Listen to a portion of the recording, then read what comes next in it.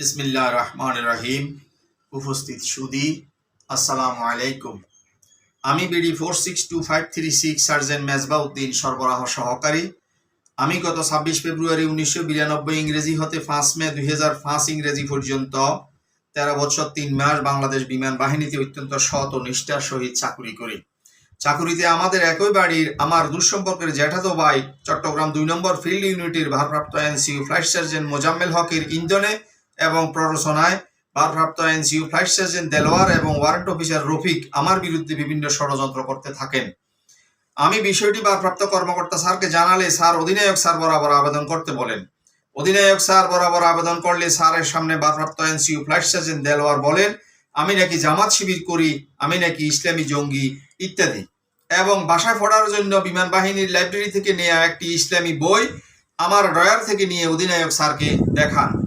Flight sergeant Mozammel বলেন আমি নাকি এলাকায় নিজেকে উইং কমান্ডার পরিচয় দিই, বাজারে অবসরপ্রাপ্ত হাবিলদারকে দেখে সালাম দিইনি, আমাকে বাঁচাতে গিয়ে যে লিস্ট ছিঁড়েছেন সে লিস্টে আরো অনেক অপরাধের নাম ছিল ইত্যাদি।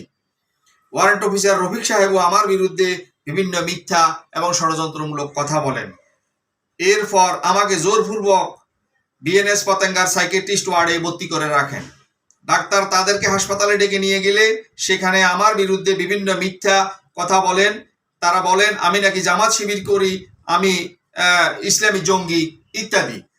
এরপর ডাক্তার আমার ব্যক্তিগত আলমারি লকারের তালা ভেঙে জিনিসপত্র তল্লাশি করার নির্দেশ দিলে তারা ঘাঁটি নিরাপত্তা কর্মকর্তা ফ্লাইট লেফটেন্যান্ট এনাম স্যারকে সহ নিয়ে আমার ব্যক্তিগত লকারের তালা ভেঙে জিনিসপত্র সব তছ নছ করে সেখানে একটি কোরআন শরীফের তাফসির ফান এবং একটি হোমিও ওষুধের খালি শিশি নিয়ে ডাক্তারকে দেখান।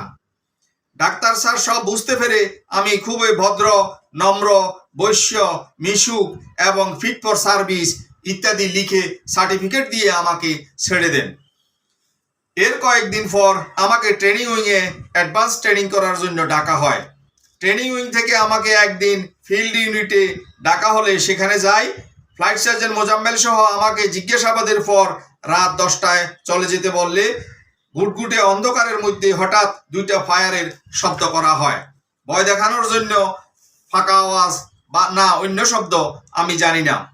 পরদিন সকালে ট্রেনিং উইংয়ে একটি রুমে আমাকে ফিল্ড ইউনিটের অধিনায়ক স্যার ডাকেন এবং চট্টগ্রামে বদলি করতে চান।